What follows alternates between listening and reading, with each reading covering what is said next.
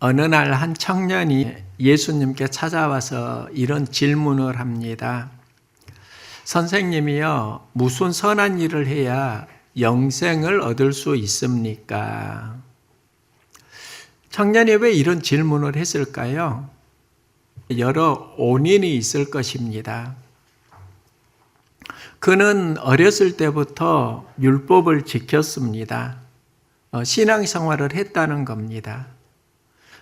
부자라고 하면 재산이 많고 나름 풍요롭게 살아왔습니다. 그런데 그의 영은 어떤 공허함을 느끼는 겁니다. 그리고 그 청년을 보면 그의 신앙은 행위 중심이었습니다. 무슨 선한 일을 해야 영생을 얻을 수 있습니까? 영생은 선한 일을 한다고 해서 주어지는 선물이 아니라 믿음으로 주어지는 선물입니다. 그런데 그는 행위 중심으로 무언가를 영생을 추구한다고 하면 그의 삶은 은혜 중심의 삶은 아니었던 것 같습니다. 이때 예수님은 어떤 행위를 물을 때 그에게 십계명을 말씀하십니다. 하나님을 사랑하고 이웃을 사랑하고 또 십계명을 말씀하시는데요. 그때 이 모든 것 어려서부터 지켰나이다. 아직도 무엇이 부족하리까? 이렇게 예수님께 묻습니다. 우리는 어디에서 성장하는가? 또 어디에서 성장이 멈추는가? 이 질문을 하면서 이제 예수님은 어떻게 말씀하시는가를 보아야 하는데요. 내가 온전하고자 할진대 가서 내 소유를 팔아 가난한 자들에게 주라. 그리하면 하늘에서 보화가 내게 있으리라. 그리고 와서 나를 따르라. 하나는 내 소유를 팔아서 가난한 자들에게 주라. 여기에는 그는 재산을 모으면서 자기 중심으로 살아왔습니다. 자기 필요에 민감했습니다. 이제는 어려운 이웃을 살펴보라는 이야기를 예수님이 하시는 겁니다. 그리고 나를 따르라고 하십니다. 그가 전에 추구했던 것은 경제 중심이었다고 하면 하나님을 따르는데 그게 우선순위였다고 하면 그는 우상의 삶을 살았습니다. 이제는 그것을 내려놓고 나를 따르라 말씀하십니다. 이때 청년은 근심하면서 예수님을 떠나는데요. 청년이 근심하면서 예수님을 떠난 주요 이유가 무엇일까? 그 중에 하나가 그는 가진 것이 많은 부자이기 때문입니다. 부자는 축복입니다. 그런데 그 축복이 주님을 따르는 것을 막는 경험을 하고 있습니다. 청년의 이런 이야기가 실은 우리들의 삶의 모습일 수 있습니다. 열심히 신앙생활 해왔고요. 더 성장하기를 원합니다. 주님을 따르면서 축복을 추구하는데 때로는 그 축복이 주님을 따르는데 방해가 되는 경험을 하기도 합니다. 그래서 예수님은 제자들에게 이렇게 말씀하십니다. 낙타가 바늘기로 들어가는 것이 부자가 하나님 나라에 들어가는 것보다 쉬우니라. 그 당시 부자는 하나님 주시는 축복입니다. 그런데 그 축복이 하나님 나라에 들어가는 것을 막게 됩니다. 그래서 제자들이 놀라면서 하는 질문이 이런 겁니다. 그러면 누가 구원을 얻을 수 있으리까?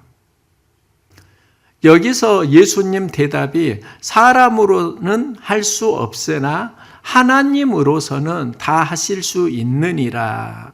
청년 시절에 이 말씀을 읽을 때 제가 했던 생각이 있습니다.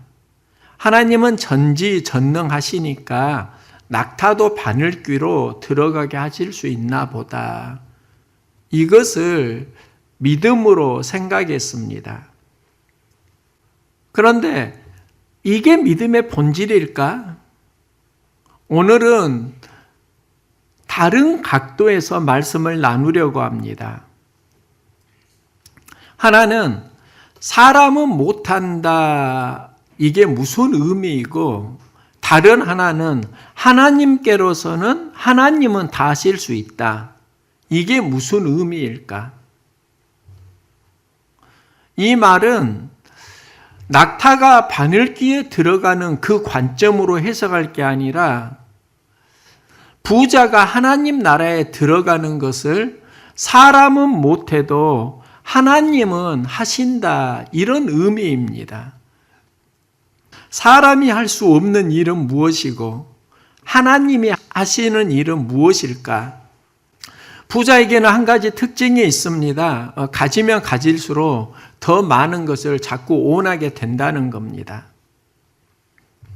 예수님은 부자와 나사로를 통해서 가난한 사람은 천국에 가지만 부자는 그게 아니라고 말씀하는데요. 여기서 하시는 말씀이 있습니다. 자기를 위하여 재물을 쌓아두고 하나님께 대하여 부요하지 못한 자가 이와 같으니라. 사람이 경험하는 부자의 특징이 있습니다. 자기 자신에게는 원하는 게 많은데 하나님을 향해서는 부요하지 못하다는 겁니다. 그 뒤에 예수님은 염려하지 말고 근심하지 말라 말씀하는데, 염려와 근심이 무엇인가? 이게 바로 사람의 일입니다. 자꾸 모으면서 살아가고 그러면서 영혼을 잃어버립니다. 영국의 갑부 라이 사오민의 이야기인데요. 그는 재산이 7조입니다. 부동산 재벌인데 2021년 1월 5일에 그는 부정부패 혐의로 사형을 당합니다. 그가 사형을 당하기 전에 했던 말이 있습니다. 내가 다시 한번 인생을 살 수 있다고 하면 노점에 작은 가게를 차리고 여기에 만족하면서 살고 싶다. 그는 한없이 재산을 모으려는 부자 욕망으로 살았고 그 부자 욕망이 부정부패와 연결되면서 그의 인생이 무너졌기 때문에 하는 이야기입니다. 우리는 인생에서 내가 원하는 무언가가 채워지면 나는 만족하고 행복하리라 생각하는데요. 정말 그럴까요? 제가 어렸을 때 시골에서 부모님은 농사를 지었고 초등학교 때는 농번기가 있었습니다. 농번기에는 학교를 쉬었고 논에서 일을 했습니다. 하천에 논이 있었는데요. 벼가 익으면 그 벼단을 하천을 건너서 1km 정도를 이동했던 기억이 납니다. 저는 벼단 하나를 이고 물가를 건너고 아버지는 지게로 그 벼단을 실어 나르셨는데요. 그리고 그 벼단을 이제 리어카 손수레에 싣고 집으로 아버지는 끌고 저와 어머니는 밀면서 갔던 적이 있습니다. 집에까지 가는데 거의 1시간 정도 걸리는 거리였습니다. 손수레를 밀면서 가는데요. 오르막길이 나오면 참 버거웠습니다. 그런데 뒤에서 통통통통 경운기 소리가 나더라고요. 리어커를 밀고 끙끙거리고 가는데 옆집 아저씨는 볕단을 훨씬 많이 싣고 통통통통 옆으로 가는 겁니다. 그때 제가 어머니께 했던 말이 있습니다.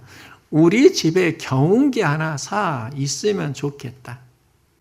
경운기가 생겼습니다. 정말 일이 쉽고 편해졌습니다. 어느 날 경운기에 볕단을 가득 싣고 오는데요.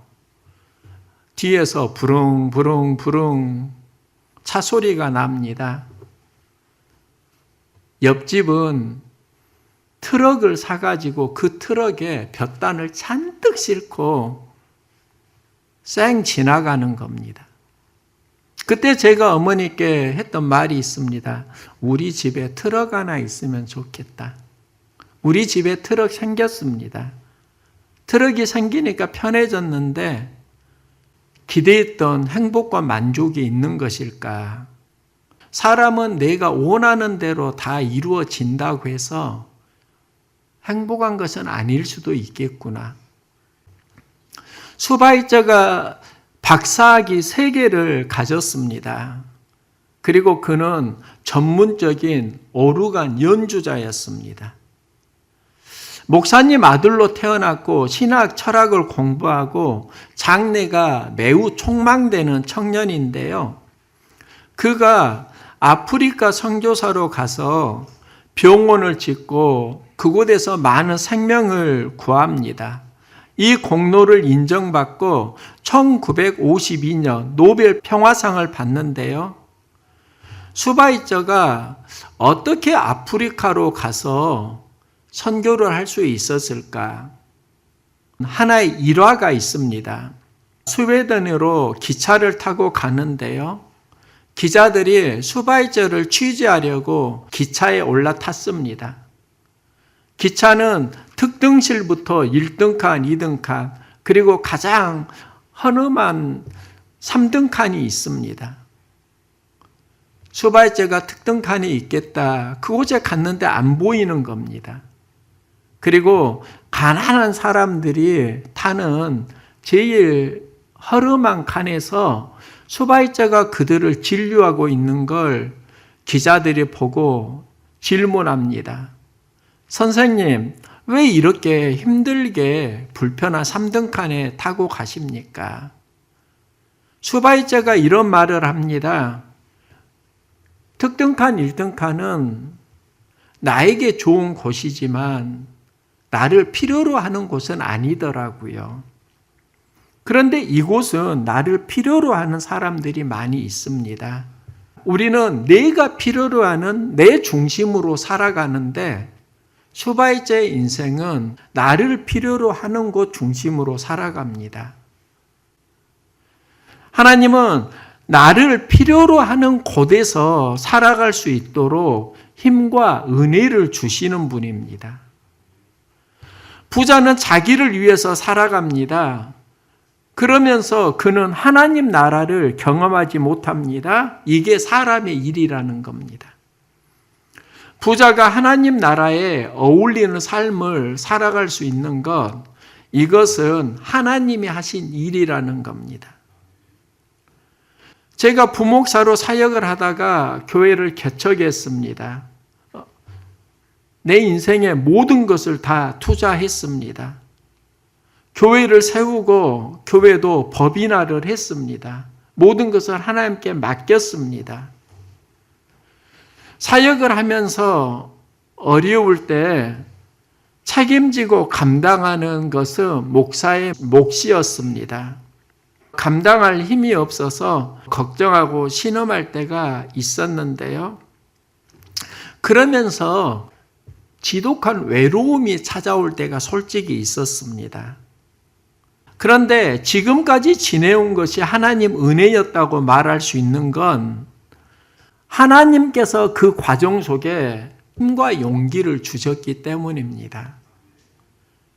힘과 용기는 내 안에서 사람의 일을 통해서 경험한 게 아니라 때로는 기도하고 때로는 말씀 앞에 몸부림을 칠 때 하나님이 나에게 행하신 일이었습니다. 사람의 일이 있고 하나님의 일이 있습니다.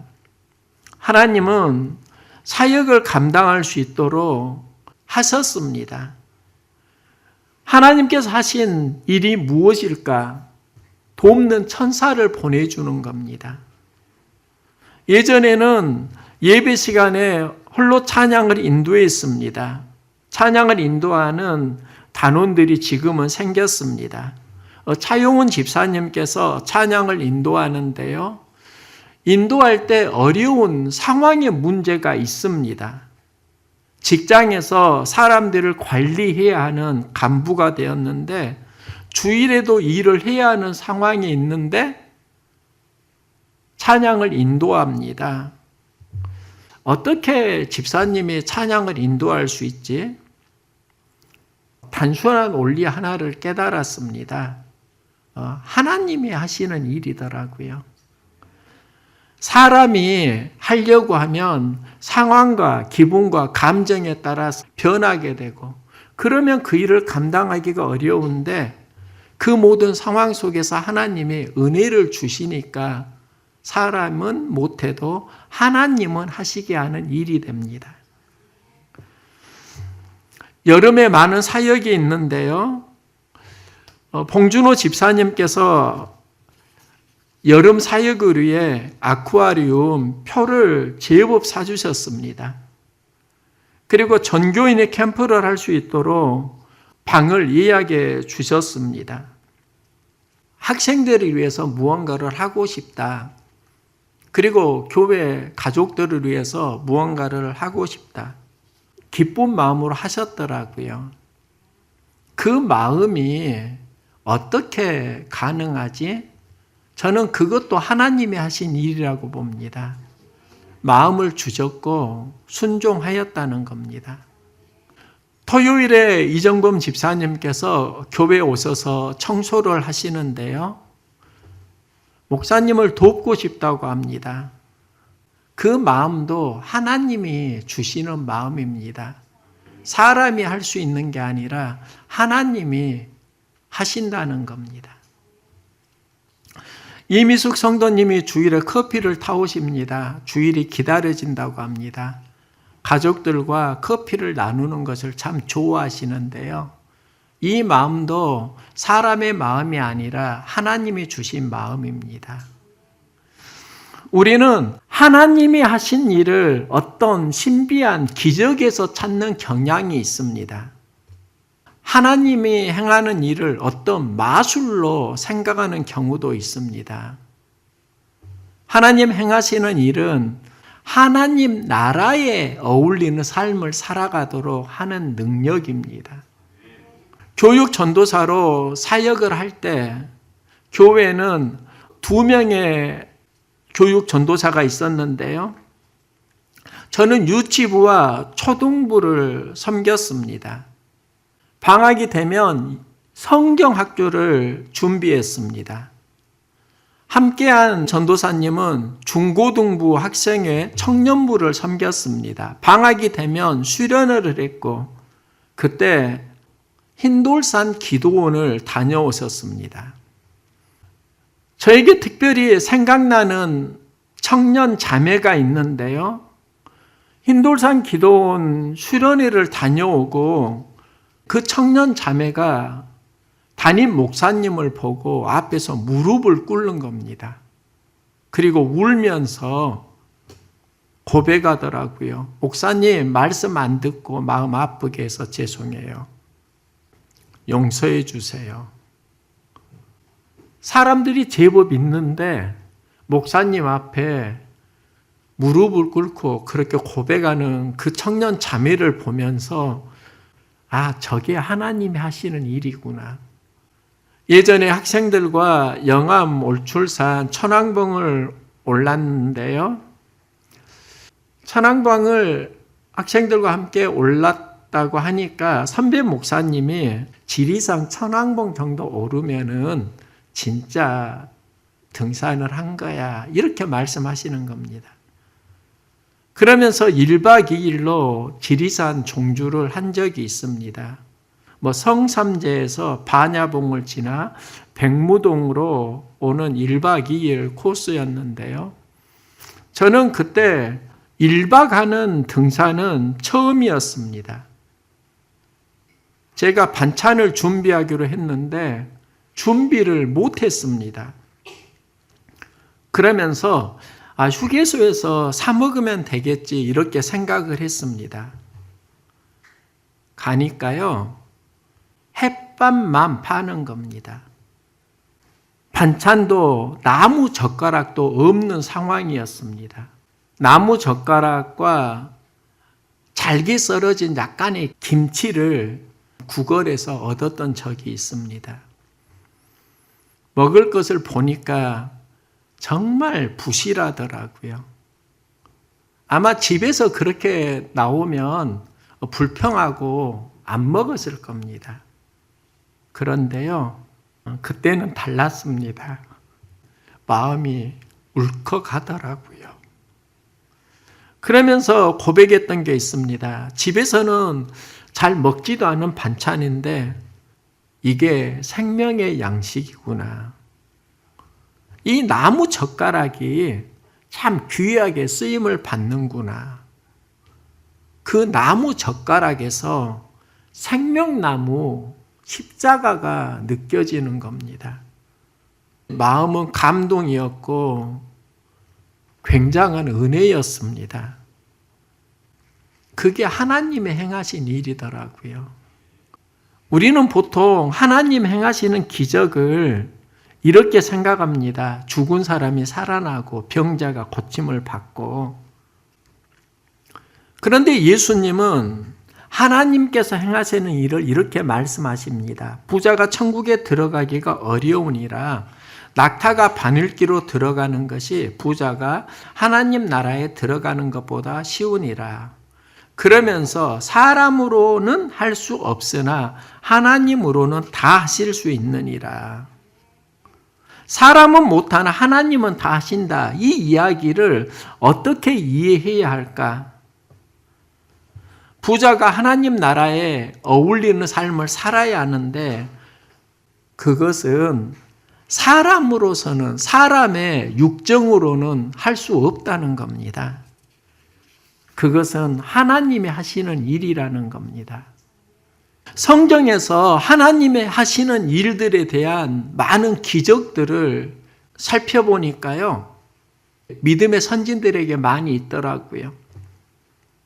다윗이 사울에게 쫓기면서 이웃 나라로 망명을 갑니다. 아기스 왕이 다윗에게 시글락에서 살도록 허락을 하고요. 시글락은 어떻게 보면 작은 공동체입니다.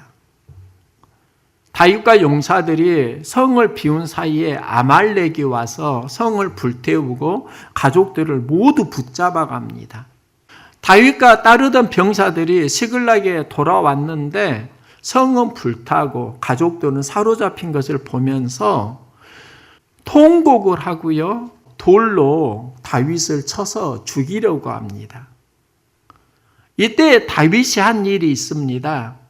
하나님을 바라보고 용기를 얻었더라.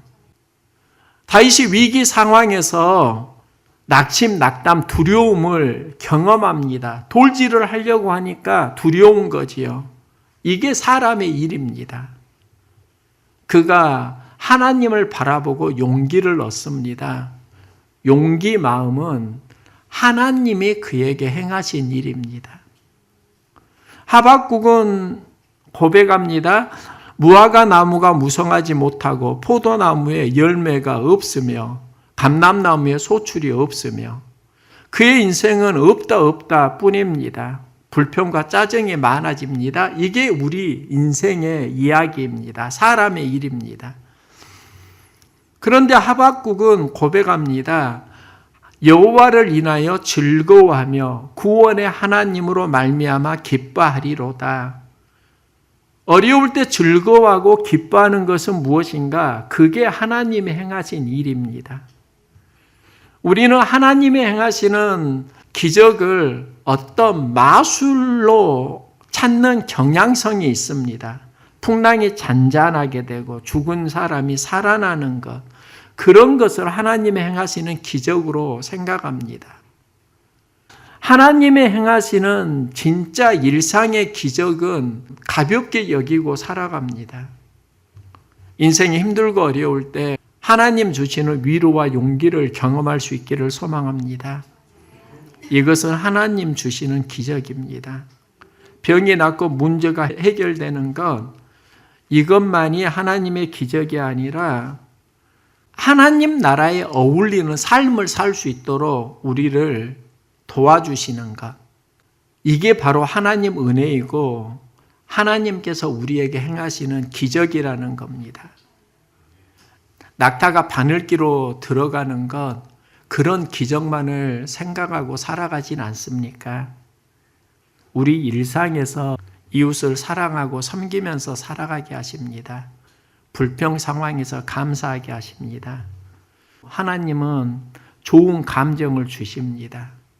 해석이 안 되고 이해하기 어려운 상황 속에서도 하나님께서는 새로운 눈을 주시고 좋은 해석을 주시고 이해하게 하시고 우리의 삶을 보호해 주십니다. 항상 기뻐하라, 쉬지 말고 기도하라, 범사에 감사하라. 이것이 그리스도 예수 안에서 너희를 향하신 하나님의 뜻이니라. 하나님의 행하신 일이더라고요. 항상 짜증내라, 쉬었다가 기도 마라, 범사에 불평하라. 이게 어려움 만날 때 사람의 일이더라고요. 하나님께서는 우리에게 새로운 감정을 주시고요. 또 상황 속에서 감사하게 하시고요. 하나님 나라에 어울리는 삶을 살아가도록 우리를 도와주십니다. 하나님께서 행하시는 위대한 기적들이 풍성해지고 넓어지기를 소망합니다. 사람으로는 할 수 없는 내 마음, 하나님이 도와주시면 기쁨을 주시고요, 감격을 주시고요, 새로운 눈을 주시고요, 또 언어를 주시고요, 깨달음을 주시고요. 하나님 나라에 어울리는 삶을 살아가도록 하나님 행하시는 수많은 기적들이 일상에 많아지기를 소망합니다.